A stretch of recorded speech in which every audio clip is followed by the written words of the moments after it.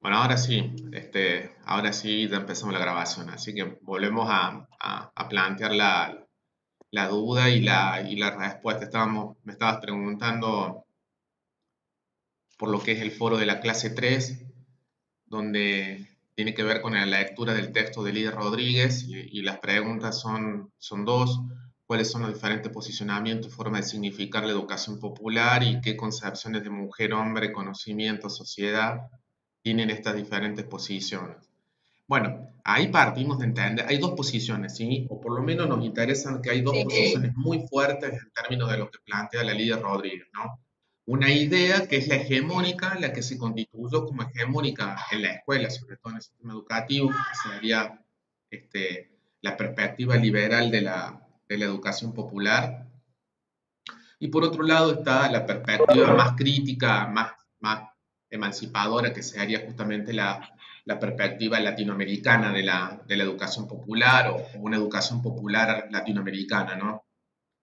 Este, entonces, la primera pregunta tiene que ver, bueno, ¿qué idea de educación popular? Es decir, ¿cómo se define la educación popular ahí, ¿no? Y es lo que estábamos un poquito hablando antes. Eh, la educación popular, en la perspectiva liberal, ¿no? Básicamente entiende que la educación popular es la educación para el pueblo. No sé, hasta ahí habíamos llegado. Ahora, ¿cómo aparece el pueblo en esa propuesta pedagógica? El pueblo, como te decía recién, es el sujeto pedagógico, ¿no? Es decir, sería el educando, el pueblo, ¿no? Aparece ahí como el educando. ¿Cómo concibe el Estado en todo caso esa? Bueno, evidentemente que el pueblo aparece como un receptor, digamos, un receptor pasivo.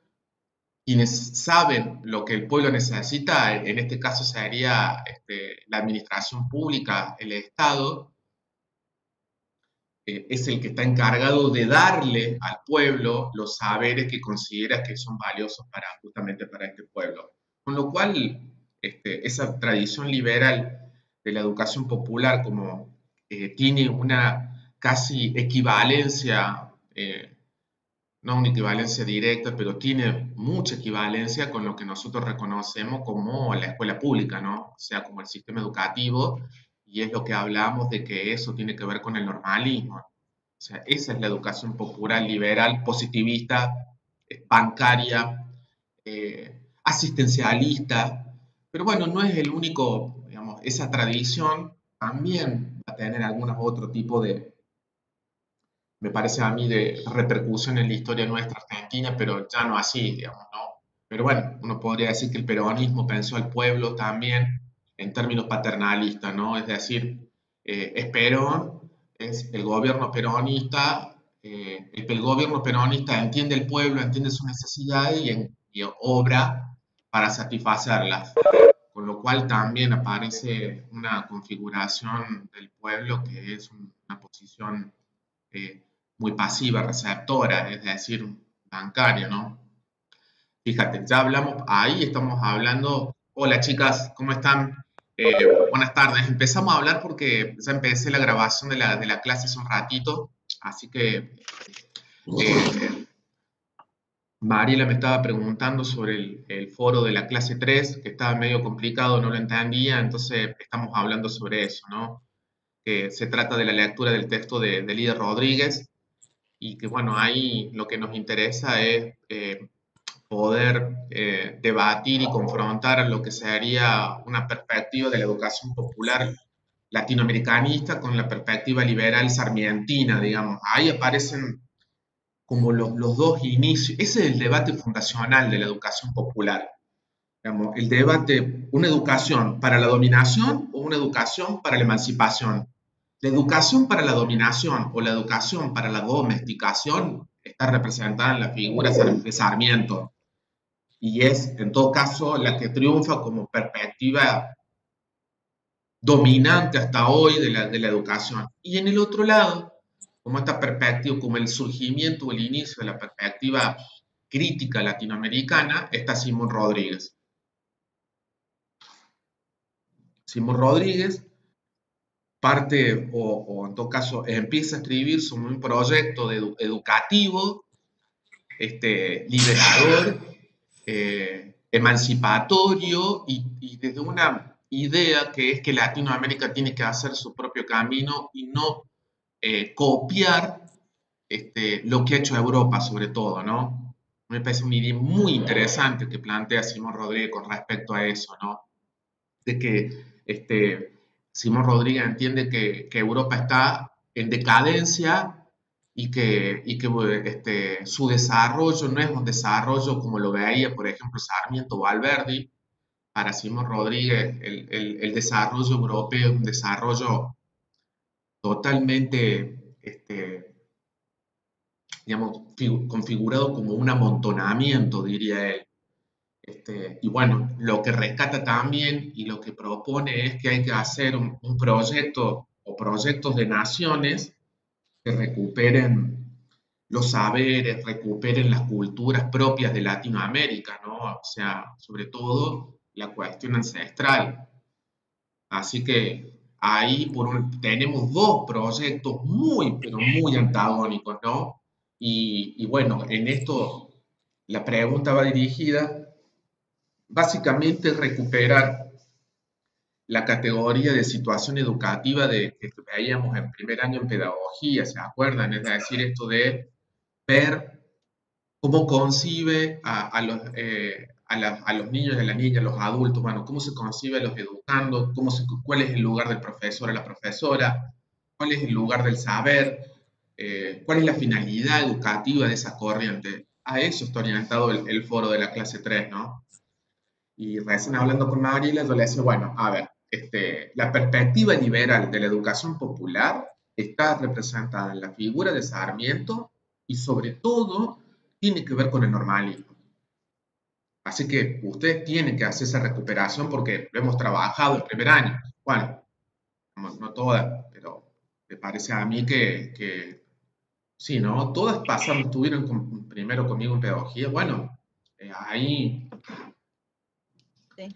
ahí está, digamos, ¿no? O sea, la perspectiva liberal ve a los educando en términos bancarios, es decir, meros receptores pasivos. En cambio, en la otra perspectiva, hay un lugar para lo que significa la co-construcción del saber, ¿no? Hay una recuperación de los saberes originarios de los niños y niñas, de los adultos. Bueno, Simón Rodríguez estaba pensando en términos bastante amplios la educación, ¿no? Pero básicamente lo que les he dicho ahora es lo que le estaba pidiendo que debatamos, ¿no?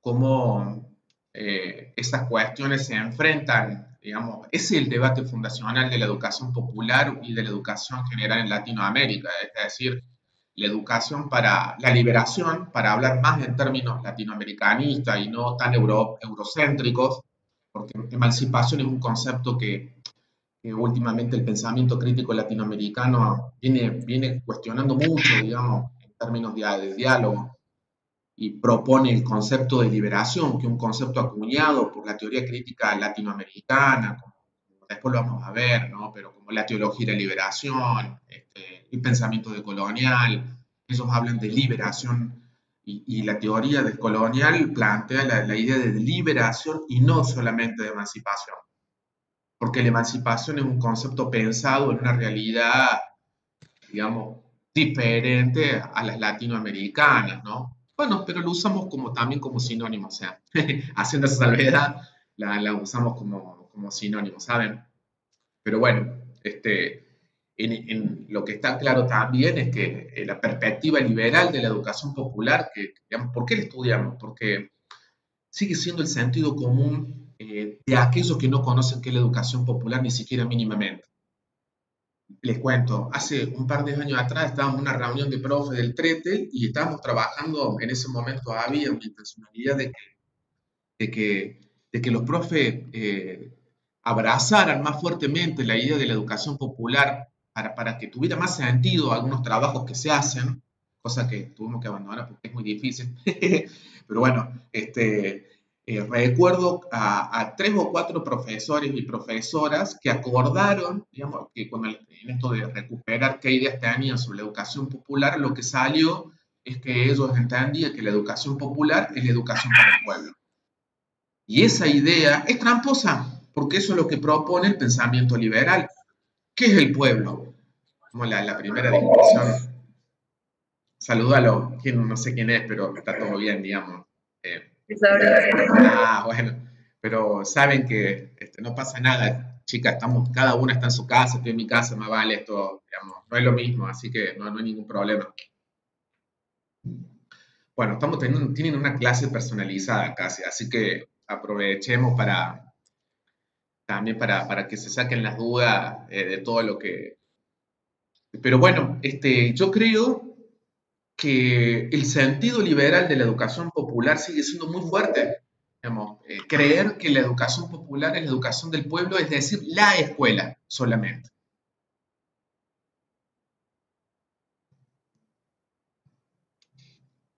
Pero bueno, a ver, la perspectiva latinoamericanista, que es la posición que asume también el seminario, asume la perspectiva crítica latinoamericana de la educación popular, ¿sí? También concibe un proyecto que la escuela es parte fundamental y ustedes lo han visto en el primer texto que yo escribí, que tienen que leer, que lo escribí yo, donde ahí está planteado que no se puede pensar. Bueno, ¿por qué digo esto? Porque, a ver, quiero que seamos claros, dentro de el abanico de corrientes críticas de la educación popular o de miradas críticas, por ejemplo, Pañuelo en Rebeldía no acuerda tan estrechamente con lo que yo estoy diciendo. Para Pañuelo en Rebeldía la escuela es un problema. Digamos, bueno, para nosotros también, pero Pañuelo en Rebeldía, yo estoy haciendo mi tesis sobre esto, casi la estoy terminando, les cuento que ya terminé la conclusión todo, así que muy prontamente estoy entregando y es sobre esto, ¿no? Y estuve trabajando con una de las referentes de Pañuelo en Rebeldía en Córdoba, así que cuando tienen que hablar de la escuela, dicen que la escuela no es un territorio fácil para la educación popular y que es muy difícil hacer educación popular. El tema es qué significa hacer educación popular en la escuela, ¿no? ¿Qué significa la lucha? ¿Qué significa la hegemonía? Hay cuestiones que entran a jugarse, pero detrás de un pensamiento como este, radicalizado, el desprecio por la escuela pública como parte del Estado tiene que ver con una idea de que en la escuela lo único que sucede es la reproducción. Digamos, que no hay lugar para pensar en términos de resistencia. ¿Sí? Entonces, ahí hay un desafío, digamos, como para ver que no todas las corrientes críticas de la educación popular tienen una mirada eh, que incluya a la escuela así, digamos, fuerte. ¿A qué escuela abrazan? Y la de los bachilleratos populares. Porque es autónoma, porque se autogestionó, pero bueno, no, no es de esa manera, digamos, ¿no? Bueno, digamos, uno podría reconocer que hay una mirada muy, si la escuela es una institución transparente y casi aséptica, todo bien. Ahora, si la escuela está contaminada de ideologías, ya no es un territorio disputable. Bueno, ahí está la cuestión, ¿no? De lo que estoy diciendo. Es más fina esta discusión, pero también quiero plantearles eso. O sea, hay muchas corrientes de la educación popular. Me voy a callar un rato y ahora voy a escuchar si ustedes quieren preguntarme algo, quieren acotar, aportar.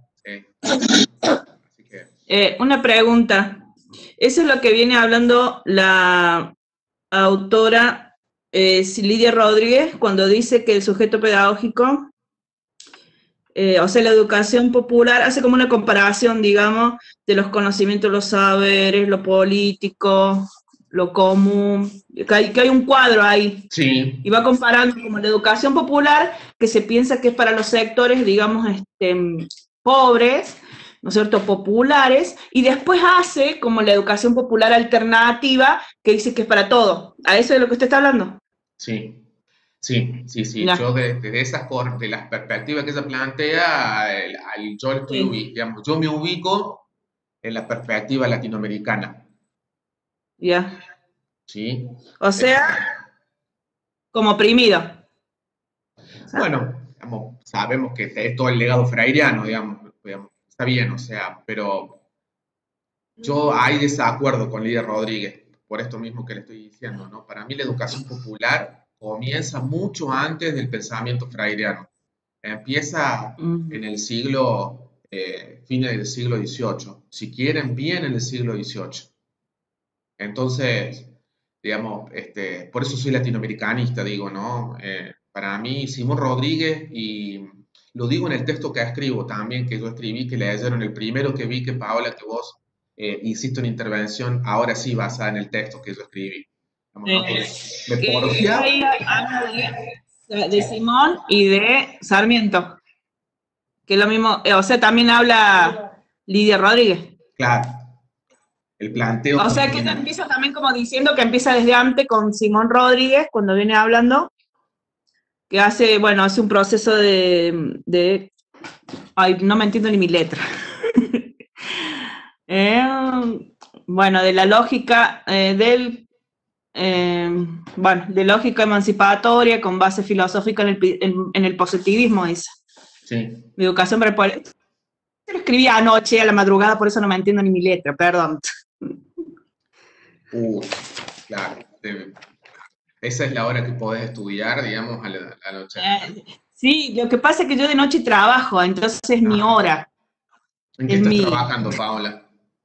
Soy enfermera, profe. Ah, ¿en qué hospital es Juan? Vos tenés que tener ciertos cuidados, No, ¿cierto? ¿No? gracias a Dios, estoy protegida, digamos, porque estoy con el ex director de ciencias médicas en su casa. Ah, Así que me contrató él para su casa. Así que estoy ah, ahí, estoy re bien. claro, claro, estás trabajando particular, digamos, menos mal, digamos, ¿no? Porque Sí. los hospitales no son lo que pasa en el No. hospital italiano y sí, sí es complicado, pues menos mal, Paola. Oh, claro, y ahí mientras los cuidas te pones a estudiar. Entonces, está bueno. Sí. No, pero está bien, más vale. Sí, bueno, Ay, y bueno, y ahí ella después lo que en contraposición con Sarmiento, ¿no es cierto? Que habla de que, bueno, que Sarmiento dice cuánto gasta anualmente la educación pública, ¿no es cierto? Y después ella viene hablando, ahí sí ella como que hace hincapié en Freire, sí, ¿verdad? bueno, digamos, Freire, no reconocer la importancia que ha tenido para la Claro, claro. educación popular Freire es como ser muy, muy necio, digamos, ¿no?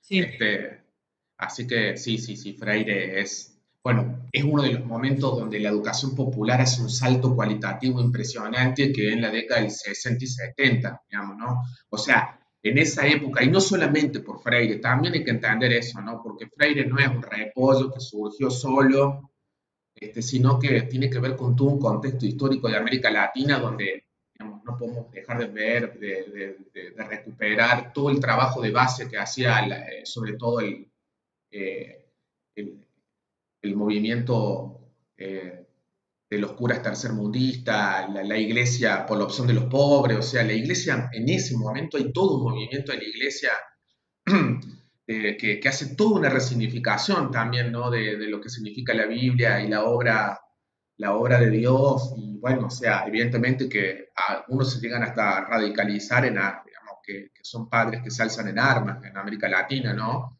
Así que, y que estos fueron parte de las revoluciones de Nicaragua y de Honduras, o sea, eh, sin ese trabajo de base hubiera sido mucho más complejo un montón de cosas, digamos. Entonces, Freire es la teología de la liberación como pensamiento teológico, filosófico, latinoamericano.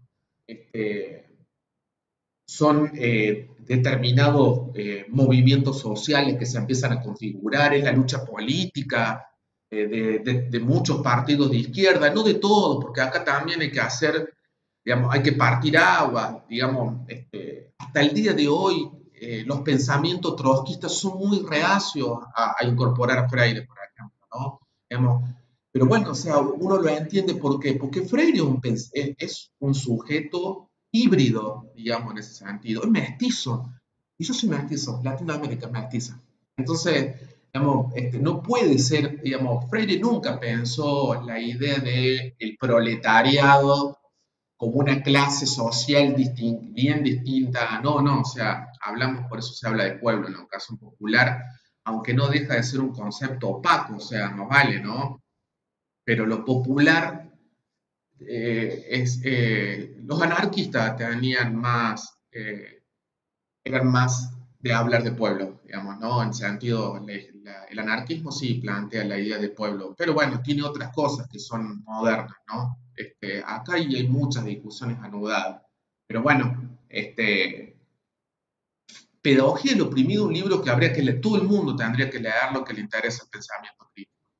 Pero aparte, está tan, pero tan menospreciado por cierto pensamiento de izquierda, porque Pedagogía del oprimido es un manual de la lucha, digamos. Pero claro, o sea, que lo voy a leer a Freire. No me gusta Freire, te hizo un troco, digamos, he tenido, digamos, sobre todo el PTS, ¿no? Que ha sido la franja con la cual ni siquiera lo pueden ver, escriben barrabasada, aparte, una vez leí un artículo que se llamaba Educación y lucha de clase, que habían escrito en una revista, les cuento para que vean ustedes que a veces la Mela Paz, digamos, una profe que estaba en la Facultad de Psicología, lo escribió. Yo le compraba la revista a los chicos porque, bueno, sea una forma de contribuir también a la lucha.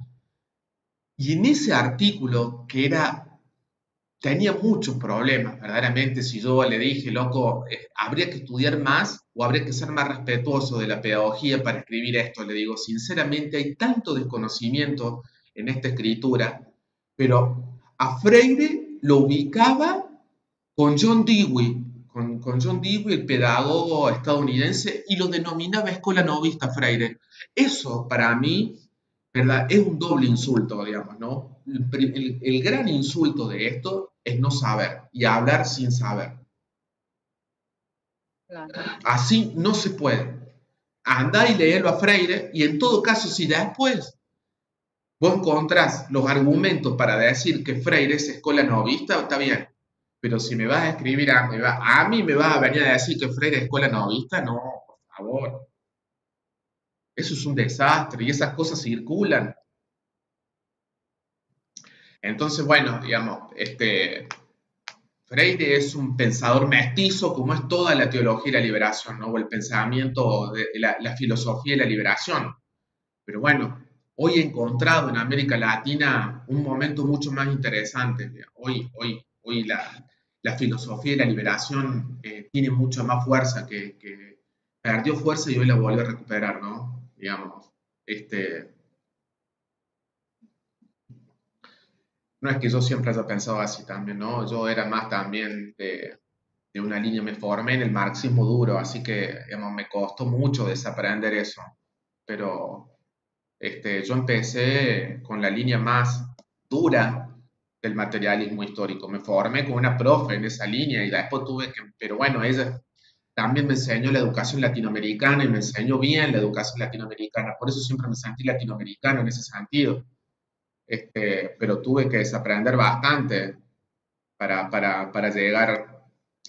De todos modos, bueno, como les digo, Pedagogía los Primios es un libro que hay que leerlo completo, porque es un manual de cómo encarar una educación crítica y al mismo tiempo es un manual de la lucha y de la organización. Ahí andamos, ¿no? ¿Alguna pregunta, otra pregunta? Melanie, ¿cómo estás? ¿Alguien más quiere preguntar? No, yo en realidad lo leí muy por arriba, motivo por el cual muchas cosas no puedo sacar, pero sí me quedo con esto del texto suyo, que ya lo había leído un poco más detenidamente hace un par de días. Hay o sea, el sistema como lo conocemos hoy tiene sus baches y algunos bastante grandes. Por ende, hay lugares donde nosotros podemos utilizar esos baches para de esta manera ir más allá de lo que es la estructura normalista que se nos ha dado desde siempre desde la educación. Eso es lo que yo veo con lo que me acuerdo del texto de usted, con lo que acaba de decir hace un rato, sin haber leído el de Lidia, porque lo leí así muy por arriba, demasiado. O sea, y lo que decía hace rato, hay quienes desde el marxismo duro rechazan mucho. Sí, es una realidad, pero también es una realidad que nosotros hoy, a la educación popular, si bien obviamente no vamos a poder hacer un círculo, digamos, de formación y demás, hay formas de utilizar esos datos para hacer una educación mucho más popular y hacia lo que muchos nos orientamos, ¿no? Creo que vamos más o menos por el mismo lado y aparte el TRETEL tiene esta asimilación a este lado. Yo me paro desde ese punto. Obviamente que hoy en día no vamos a poder hacer una educación popular pura, como muchos dicen y demás, pero está bien, hay que hacer una lucha y esa lucha hay que darla desde adentro del sistema hoy porque es la forma que hoy tenemos. Entonces, meternos y utilizar estos baches, que a veces son muchos cuando uno se pone a ver cómo está hecho el sistema, y bueno, después hay otras cosas con las que hay que lidiar. Pero bueno, Sí, a no es medida fácil. del tiempo de la organización de la lucha, se va tratando de abrir más canales participativos, ¿no? Sí, estoy de acuerdo. Acordamos plenamente, acuerdo con vos lo que está. De hecho, eso es lo que, digamos, que intentaba decir cuando hablaba de que este, la resistencia o una pedagogía de la resistencia también es educación popular. Es decir, a veces hay que resistir, resistir significa, no es lo mismo la oposición que la resistencia, porque la oposición es el mero rechazo y la resistencia es la organización, digamos, ¿no? Hay un componente importante que tiene que ver con que la resistencia implica organización, implica construcción colectiva de alguna manera, si no, no hay resistencia. Entonces, eso lo plantea Giroud, me parece muy interesante, porque eso es de la pedagogía crítica también, ¿no? Pero a esto que estábamos hablando, eh, cuando avancemos un poco más, si quieren pueden leerlo ahora. Hay un texto de Freire que yo les di que es Política y Educación. En ese texto a mí me parece fabuloso ese texto de Freire, porque es un Freire que ya ha sido secretario de Educación y fue recontra bardeado por la izquierda y por la derecha brasilera. Y el texto ahí de Freire dice cosas muy lindas y que son muy importantes, ¿no? La mayoría de las militantes, los militantes, las maestras, los maestros que tienen el compromiso de querer hacer una educación que no sea solamente reproductora o bancaria, caemos en una cuestión de creer que la lucha es para el presente, digamos, solamente para hoy. Es decir, que si yo no veo los objetivos, si no veo las finalidades resueltas, es decir, si yo no veo la meta que me propuse, es como que la lucha no ha servido o de alguna manera se constituye en un fracaso. Entonces estamos configurados para que yo sea el centro de la lucha, dice, y en un momento dado dice Freire que si las condiciones no están dadas para hacer educación popular en la escuela o el entorno donde yo trabajo se pone muy heavy, de lo que se trata es de que, aunque sea minúsculamente, empezar a generar condiciones para que mañana sea distinto. Siempre hay una tarea que es a futuro. Y una cosa muy interesante que hay planteado Freire, y que lo recupera Marx, ¿no? Pero es muy lindo porque Freire dice, a ver, o sea, uno de los motores de la historia es la lucha de clases, es la lucha, no es el único. Y empieza a hablar de los sueños, ¿no? O sea, es muy interesante el planteo que hace acerca de... Y soñar significa justamente la idea de que dice él que hay que hacer, es decir, cuando uno se considera un sujeto histórico, tiene que aprender a entender qué significa la lucha en el momento en que vive. Y hay veces que, bueno, o sea, que las condiciones no dan para, y de lo que se trata es de ir acumulando para las próximas, para los que vienen, ¿no? Pero lo que dice Freire me parece muy interesante ahí es que nosotras, los educadores, las educadoras críticas, nunca nos podemos quedar de brazos cruzados. No, porque en sí es así. Es algo que no vamos a ver hoy en fruto seguramente, pero en bases de organización y de una pelea constante, los canales se van abriendo de una u otra manera. Quizás no sea que nosotros podamos verlo ya hoy, el cambio, decir la semana que viene cambia todo el sistema educativo, todos somos libres y dejamos de ser oprimidos, pero quizás de acá a unas buenas generaciones cambia muchísimo, pero no va a cambiar si no hacemos un aporte desde hoy, y si desde hoy no nos empezamos a mover para que también, sí, ese es el objetivo final y a futuro que tenemos. Pero también tenemos el objetivo de hacer que todas las personitas a las cuales les vamos a enseñar en el sistema que tenemos hoy puedan ser personas que realmente crean en sus sueños, que realmente traten de hacer algo que los apasione. O sea, creo que muchos de los que estamos estudiando esto, estudiamos porque nos gusta realmente y somos conscientes de todos los pros y los contras que tiene. Y aún así, vamos en eso y aún así nos seguimos metiendo por más de que sea una de las profesiones menos valoradas, digamos, ¿no? Pero que le damos un sentido y una importancia que no todo el mundo se la da y también por qué no todo el mundo le da la importancia como nosotros se la damos, ¿no? Entonces por ahí hacer que se abran un poquito más ciertas mentes, mentecitas o mentes ya grandes, que hacen a que ese cambio se vaya llevando adelante, por más de que nosotros ya nos hayamos muerto hace rato, ¿no? Para mí va por ahí. Sí, la lucha nos trasciende, nos precede y nos trasciende, eso es, ¿no? O sea, digamos, la lucha por una educación, por otra educación, nos precede y nos trasciende, hay que entenderlo. O sea, lo que hay que hacer es el duelo narcisista, digamos, personal, de creer, digamos, hay que aceptar, digamos, esto tiene que ver con cosas muy profundas, chicas, pero verdaderamente lo primero que hay que hacer en este sentido es aceptar que somos recontra finitos, en el sentido de que nuestra vida es efímera en lo que significa a 150 años.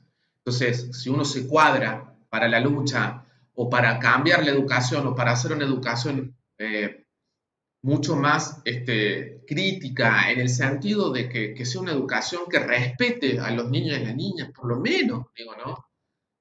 Tiene que pararse desde ahí. Lo poquito que yo haga para digamos, lo poco y mucho que significa que durante 3 o 4 horas un pibito la pase mejor en la escuela, aprenda y que pueda ver las cosas de una manera diferente a lo que por ahí ve cotidianamente en los otros ámbitos, es un golazo. Digamos, verdaderamente es muy importante. Entonces, de eso se trata, digamos, ¿no? De reconocer que ahí se pueden hacer la diferencia. Miren, creo que cuando esto no vamos a volver, no sé, digamos, no creo que esto tenga una resolución de que nos podamos encontrar, no sé, rápidamente en una clase de lo que sería una clase normal, claro, presencial, todes, pero por lo que significan las medidas de seguridad que habría que adoptar una vez que se flexibilice todo esto, es imposible, digamos, salvo que podamos mantener en un aula el distanciamiento social y un montón de cosas que no están preparadas las instituciones. Hoy escuchaba al ministro de Educación que decía de que no va a volver la escuela completa como era antes hasta que no haya una vacuna, con lo cual imagínense lo que significa eso. Pero van a volver solamente los cuartos años, van a volver los cuartos años, porque se tienen que recibir, ¿no? O sea, la prioridad hoy es eso, digamos. Pero yo decía, tenemos una oportunidad enorme para discutir, rediscutir qué escuela queremos, digamos. Porque esta cuarentena nos ha mostrado un montón de imágenes sobre un montón de cosas, incluso podríamos hacer como una especie de ordenamiento acerca de qué es lo que tenemos que repensar como humanidad. Y bueno, más vale que la primera cosa que habría que repensar es que así como hemos vivido hasta acá, no podemos seguir viviendo. El coronavirus lo que ha mostrado es justamente a dónde nos llevó este capitalismo salvaje y depredador, ¿no? Entonces, la lógica del consumo, la lógica del mercado, la lógica de lo privado, también nos tiene que enseñar para cómo tenemos que elegir a nuestros gobernantes. Porque lo que también se ha visto a partir, digamos, y digo, no a favor de nadie, sí en contra de, pero digo, lo que ha mostrado esta pandemia que estamos viviendo es que los gobiernos que son mucho más proclives a los negocios empresariales y a la libertad de mercado, tienen muchos problemas, tienen muchos muertos en la espalda. Donald Trump, Boris, ¿cómo se llama? Johnson, el primer ministro de Inglaterra, Bolsonaro. Bolsonaro, digo, caemos hasta en figuras hasta grotescas, digamos, de cómo puede ser que un país como Brasil tenga un presidente tan, pero tan aparato como este. Digamos, hay que enjuiciarlo a este tipo, porque verdaderamente es culpable de todas las muertes que podían haber sido salvadas. ¿Por qué? Porque nunca le interesó. Digamos, ¿no? Sigue diciendo hoy, fíjense, muy interesante. Hoy Bolsonaro dijo, la libertad humana está por encima de una vida. No es la libertad humana, es la libertad de mercado, lo que él está diciendo. Esas son las personas que, bueno, ustedes saben que está convocada para esta hora, que hacen que no están en la marcha, la revolución de los barbijos que le pusieron en contra del comunismo. Hay una marcha que fue convocada para marchar con el barbijo en contra del comunismo de Argentina. ¿A dónde el comunismo? Díganme. Bueno, en contra de Fernández, el presidente, porque dice que el Estado lo que quiere es gobernar todos los órdenes de la vida. ¿Quiénes son los que están motorizando este tipo de consignas irresponsables, no? No, pero fíjense que es un momento político fabuloso, porque lo que ha hecho el coronavirus es mostrar de una manera más nítida quién es quién. ¿Quiénes son las empresas? Arcor, la policía, ayer, porque los trabajadores de Arcor estaban haciendo una asamblea y estaban protestando porque no tenían ni siquiera las mínimas condiciones de seguridad para trabajar, fue la policía a correrlos. Los desalojó. ¿Quién es el responsable? La empresa que no está ni siquiera generando las mínimas condiciones. Ah, bueno, pero el Estado socorre a una gran empresa privada cordobesa, ¿no? El Estado con su cuerpo policial. Ahora, ¿qué pasa con el transporte interurbano? Hace más de 20 días que no hay transporte interurbano, el Estado no se mete. ¿Por qué? Y porque a las empresas de transporte no les conviene sacar los colectivos en este momento donde ha bajado la demanda. Entonces, hay más de 20 días de paro porque ni siquiera les conviene eso antes, porque le daría pérdida sacar los coches a la calle. Sin embargo, nos dejó a pata. ¿Qué Estado tenemos en Córdoba? Digamos, ¿no? Buen término. Bueno, son cosas interesantes que en algún momento hay que plantearlas para ver también si queremos seguir viviendo como hasta ahora o queremos hacer cambiar el mundo, ¿no? Yo creo que inevitablemente no se puede volver atrás, digamos, no podemos, digamos, no vamos a hacer lo mismo después de esta experiencia que es única, digamos, históricamente nadie ha vivido una cosa como esta. Entonces, no puede ser que nos vengan a decir que después de esto hay que volver a la normalidad o recuperar el tiempo perdido, porque no podemos permitir que en la escuela suceda eso. No podemos permitir que la escuela durante por lo menos 2 semanas no trabaje toda la dimensión afectiva y corporal, motriz, psicológica de lo que ha significado estar más de 40 días en la casa.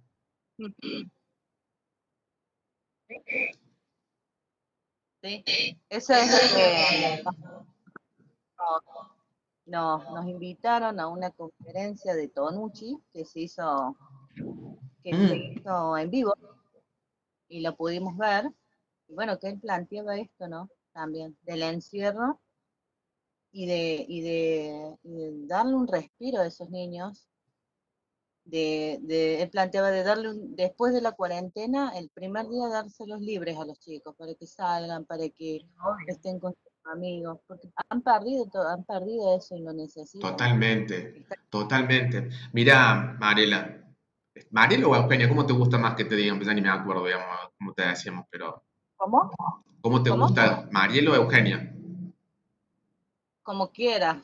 Ah, A uno bueno, solo me dice Eugenio, mi marido me dice Eugenio. este, No sé por qué estoy enojado de eso.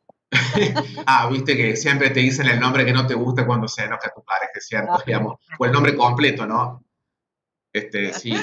sí, como Eh, quiera, como bueno, pues sabes que, bueno, en verdad yo acuerdo mucho con Tonucci, aunque me parece que yo no soy un partidario de Tonucci, pero bueno, o sea, tiene mucha razón en lo que dice, y incluso ha sido muy light, digamos, la crítica, porque algo que me asombra mucho en este tiempo es como había análisis hace como 10 años, 15 años que decían que la escuela iba a desaparecer, o incluso más, de la década del 70, las tesis desescolarizantes, recuerdo, que iba a desaparecer la escuela, que los ordenadores le iban a ganar, bueno, en un espacio como hoy en el 2020, donde, bueno, o sea, por una cuestión compulsiva tuvimos todo que pasar a trabajar con un montón de tecnologías, pero que tienen que ver con la virtualidad.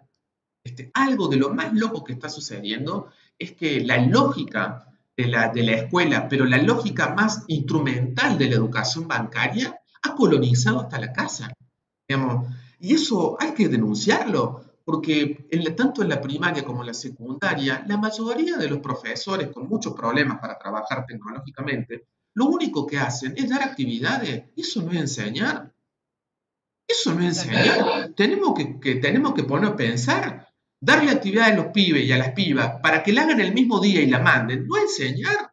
Lo único que estamos haciendo es traspasar la lógica instrumental de la enseñanza más tradicional, la versión más reducida de la enseñanza tradicional a la casa. En una gran parte, todo el tiempo escucho ejemplos de que los profes les mandan trabajo con preguntas para responder y enviar el mismo día. Pero si estamos en una situación excepcional y en un contexto totalmente diferente, no podemos hacer lo mismo. Y sin embargo está pasando. O sea, la lógica más chota, diríamos, de la escuela se ha trasladado ahora a la casa. Pero, chicas, esto claro, ¿no? Y ustedes lo saben de didáctica, también lo han visto. Cuando una maestra o un maestro, una profe o un profe, lo que hace es generar actividades con preguntas para ser respondidas y mandadas para ser evaluadas, no hay enseñanza. No hay, porque si uno entiende que la enseñanza se trata de construir, ¿no es cierto? Generar las condiciones para que el otro aprenda o la otra aprenda, ¿qué hicimos en esa circunstancia para que un niño o una niña aprenda? Nada. Lo mando al padre o a la madre o al adulto o a la adulta que esté ahí a que tenga que terminar haciendo ese rol y no en una gran parte. Digo, hay muchas maestras que también lo hacen, pero digo, cuando yo mando actividades para ser evaluada, estoy reproduciendo la lógica más instrumental de la escuela. Entonces, digamos, es un momento fabuloso para cuestionar y poder hacer otro tipo de modificaciones en la práctica de la enseñanza. Ahora, esto no es solamente y no es principalmente responsabilidad de la maestra y los maestros. Esta responsabilidad son de los inspectores y la administración educativa que todo el tiempo están vigilando a las maestras y a los maestros si están o no haciendo cosas, sino si están o no trabajando en la casa. Si vas a ir primando la lógica del control burocrático, estamos al horno. Y eso también lo tenemos que plantear apenas salgamos de acá. Bueno, profe, por ejemplo, a mí me pasa que mi sobrino, Marvin, hace rato, va a cuarto grado. La maestra sí le manda actividades. ¿Qué pasa? Él en el colegio es el primero que las termina, pero acá no le gusta hacer la tarea, como todo niño normal, no le gusta sentarse a hacer tarea. Entonces está mi hermana con, bueno, hoy hacemos la tarea, por una cuestión u otra, la van pateando, la patean, la patean. Llega el día que tenían que entregar la tarea y a él no le dan las manos para terminarla porque tiene que mandar todo hoy o ayer. Entonces es una cuestión de una sola vez a la maestra se le ocurrió llamar a ver cómo van, si tienen alguna duda, pero también es algo que se hace mucho más difícil, porque a veces tenés el poco acompañamiento de los padres, a veces tenés al nene que obviamente es como, oh, me enseño otra vez, lo entiendo, y se pierde lo de estar en... Está bien, si vamos al caso, vamos a una perspectiva de cambiar esto del aula con los bancos y todo, pero está tu compañero al Se lado, cortó. Sí, vas sí, mediando si te parece así, si te parece así, o sea, por totalmente. lo menos, si bien a mí la virtualidad no me gusta para nada, pero para nada, nada, nada, nada, eh, por lo menos así, hablando con ustedes, veo que están mis compañeras, bueno, mal que mal, una acotación o un debate se va a poder dar. Pero de la manera que se da hoy para los demás niveles educativos, como quien dice, para los chicos o estudiantes normales, porque nosotros estamos acá porque queremos, básicamente, es así. Queremos estar acá porque nos preocupa en qué situación vamos a llegar a fin de año, si vamos a poder con todo o no. Pero al niño, que es una obligación, ¿cómo haces para llevar todo esto a que lo pueda hacer? Es prácticamente imposible. Entonces se termina cayendo en eso, que es lo más bajo, lo que a nadie le gusta, y prácticamente el niño perdió todo el año, porque no salió a ningún lado, ni siquiera fue a la escuela, no compartió nada, entonces, y de contenido tampoco aprendió nada, entonces, Tal cual. No sé, digo que la recuperación será el año que viene, o sea, se arrancará y se reforzará lo que hoy no se vio para empezar y arrancar el año que viene, no sé, algo que se está Sí, diciendo, que se sí. puede recuperar en un año, se puede recuperar ese proceso que tiene que hacer el niño para aprender ciertas cosas. No sé, en un mes del año 2021, o sea, no sé cómo es. Y lo que Parece pasa es que bueno, pero están hablando de eso. es como que Ahora, Ah, a y ver, también, profe, hay que tener en cuenta que puede haber padres que no sepan, porque, por ejemplo, yo conozco padres que han hecho hasta tercer grado, hasta cuarto grado, entonces tampoco no pueden hacer un acompañamiento de sus hijos, porque por más que quieran, no saben. sí, exactamente. sí, esta situación ha desnudado aún más las asimetrías, digamos, sociales y culturales, o sea, esto que decís vos, ¿no?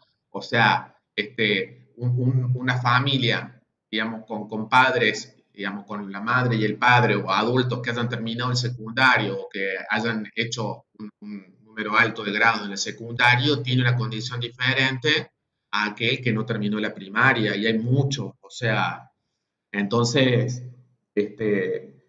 bueno, o sea, eso remarca, pero aparte, combinado con el tema del acceso a la tecnología, combinado con muchas cosas, chicas, porque también esto de la situación que estamos viviendo, hay muchas familias que tienen problemas económicos por lo que nosotros, pero es cotidiano, digamos, y parte nuestra, la cantidad de gente que se ha quedado sin trabajo, que le han reducido el sueldo, la gente que tiene más que todo un laburo informal, que de repente se quedó sin laburo. Entonces es una situación recontra compleja, y si uno viene y quiere hacer de cuenta que no pasa nada, no se puede plantear una cuestión pedagógica así.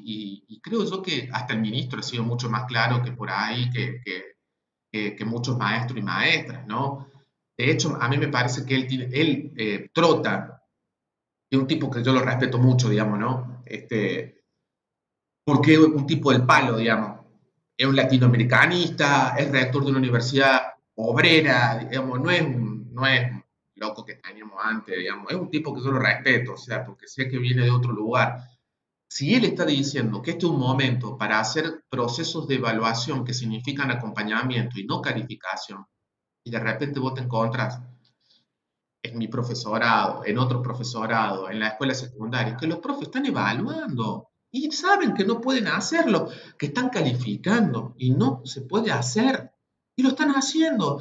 Entonces, digamos, esto a mí, digamos, es algo que tenemos que charlar, seguir charlando, es qué fuerte que es la tradición, la pedagogía tradicional en nuestro cuerpo. Que aunque no podamos, seguimos reproduciendo lo más tradicional. Eso digo, es separar el proceso de enseñanza del proceso de evaluación. Eso es lo que hacen. Y claro, o sea, imagínate, le mandas actividades a los pibes secundarios, los reventas. Me contó una chica hoy que su hermano le pusieron uno todo el curso porque no supieron hacer la tarea. Claro, típico. Lo único que hace es generar actividades. Mandas consigna a resolver, viene la entrega, lo evalúa, le sale mal, la culpa es tuya porque no hiciste bien el trabajo. Y yo como docente, ¿qué responsabilidad tengo? Bueno, eso es lo más tradicional que hay, que debe ser recién, ¿no? Bueno, hay muchas cosas para revisar ahí, pero me parece que en esto que estamos charlando, que a mí me parece que hay que hacerlo sí o sí, es que no podemos seguir teniendo la escuela burocratizada, la escuela que es un momento fabuloso para poder pensar una escuela diferente. Digamos. Después vamos a leer un texto de María muy interesante que escribió, no sé si han leído, hay un café pedagógico en Francia que María dice cosas muy, muy interesantes. Pero, por ejemplo, lo más lindo que dice ahí es que todos los niños del mundo, las niñas y los niños del mundo tienen el derecho a que en la escuela se debata cuál es el mundo en el que quieren vivir. De eso se trata y me parece que es el debate. Totalmente. Así que creo yo que, bueno, en algún momento lo leeremos, pero bueno, creo que esto tiene que ver también con que la educación popular, la pedagogía tiene que tomar la palabra con estas cosas, ¿no? Mientras hay muchos que están preocupados por la cuestión pedagógica, qué sé yo, hay que empezar a mirar, digamos, y decir, che, a ver, por ejemplo, ¿es la salida el proceso de la educación virtual? No, no es la única dirección. Hay que hacer otro planteo. Y el otro planteo es justamente en esta idea que les digo yo de una perspectiva descolonial. Es decir, aquí hay que rescatar muchos saberes, no solamente la cuestión tecnológica.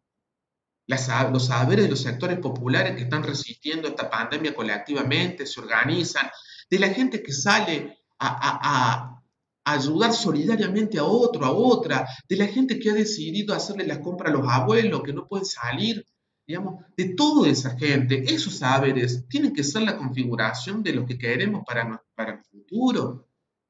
Y también señalar los comportamientos como tipos como Donald Trump, digamos, que son irresponsables. A esta altura hay que pensar en otra humanidad. Pero bueno, depende de qué tan fuerte se puede escuchar nuestra voz. Así que bueno. De los mínimos, nosotros también podamos hacer, ¿no?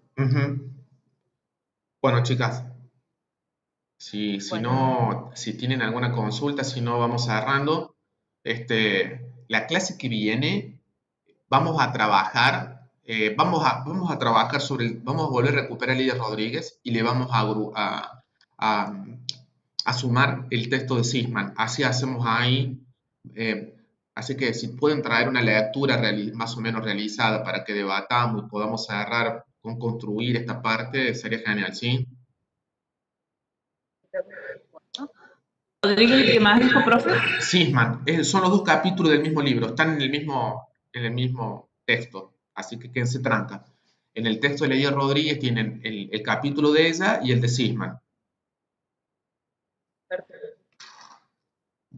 Por otro lado, yo voy a colgar la clase, me preocupa, son un grupo más grande, hay poca participación de mucha gente y sé que, a ver, también entiendo, pero yo no soy tonto, sé que hay mucha gente que se ha echado la vagancia, digamos, se apropia de forma discursiva, se apropia de una situación para decir que no puede hacerlo y sí puede, digamos, ¿no? Porque, a ver, o sea, si alguien dice que no tiene una conexión, si no tiene datos, si no tiene computadora, pero está todo el tiempo en las redes sociales, yo no me la como, chicas.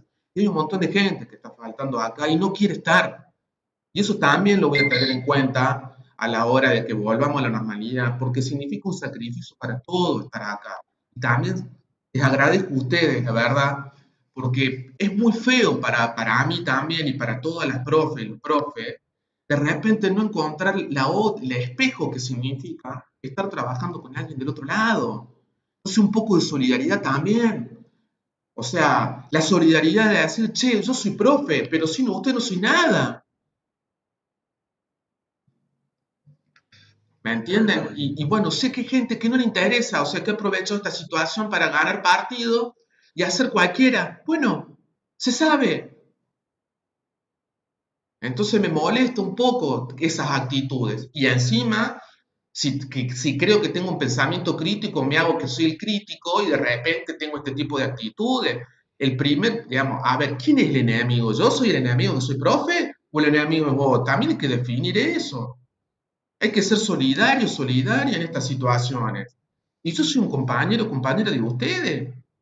No soy un enemigo. Me está pasando lo mismo. Entonces, ¿qué clase de empatía hay ahí? No lo entiendo en ese sentido, ¿no? Pues son cosas que tenemos que revisar.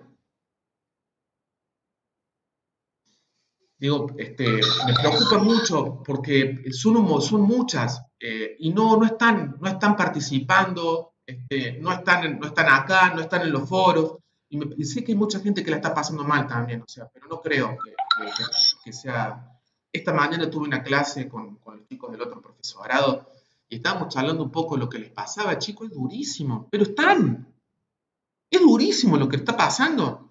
Han perdido el laburo sus padres, se han quedado sin trabajo, tienen problemas para pagar la cuota porque están en un privado, o sea, y siguen estando.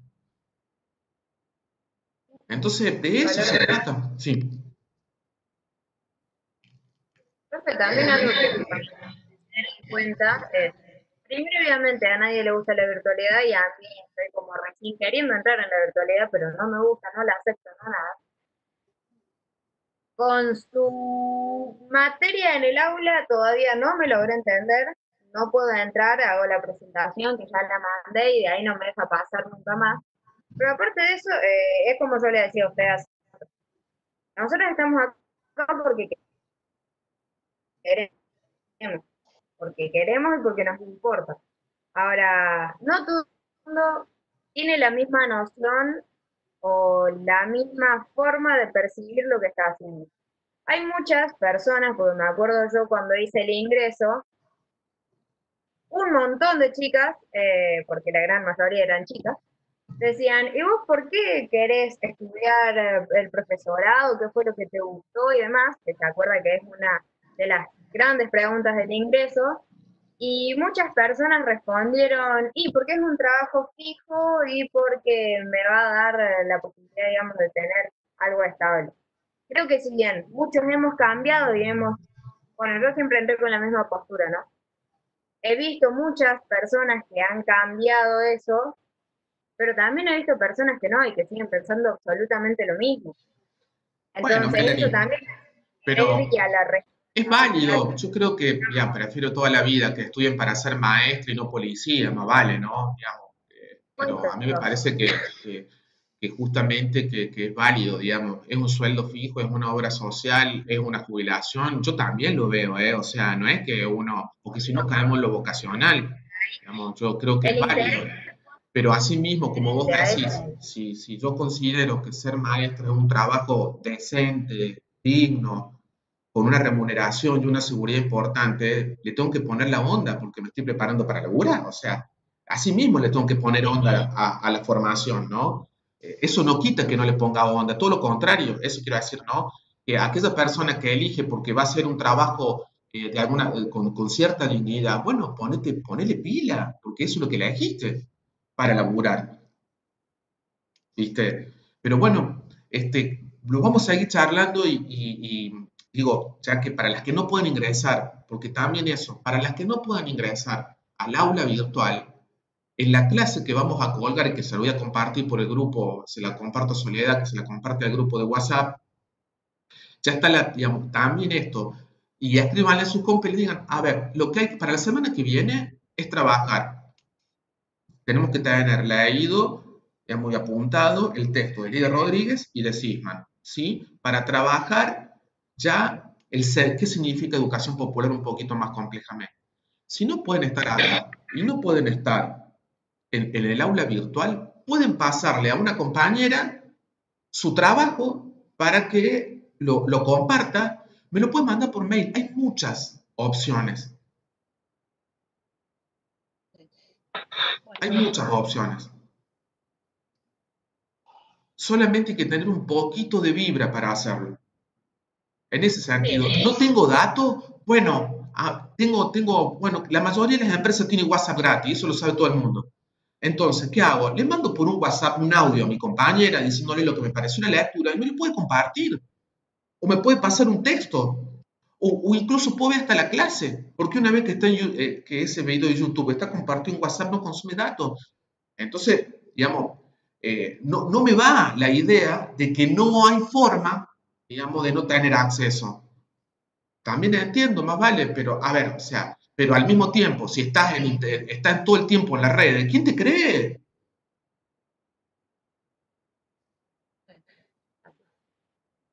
Bueno, Hay que estar más comprometido, hay que comprometerse con lo que está haciendo, ¿no? Y no tratar habla de bien estar de una persona que cada está estudiando justamente, digamos, ¿qué tipo de interés tenés con esto? Pero sobre todo por una cuestión humana, Mariela, sí, chicas, en serio, o sea, es muy feo para un profesor o una profesora no tenerlas, no tenerlos a ustedes, como lo que significa el acto educativo no es sin los estudiantes.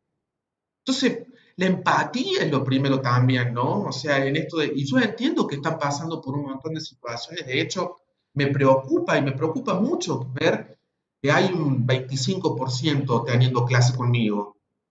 No voy a tampoco porque no soy de empezar a poner restricciones para participar, para que tengan que participar obligada, no.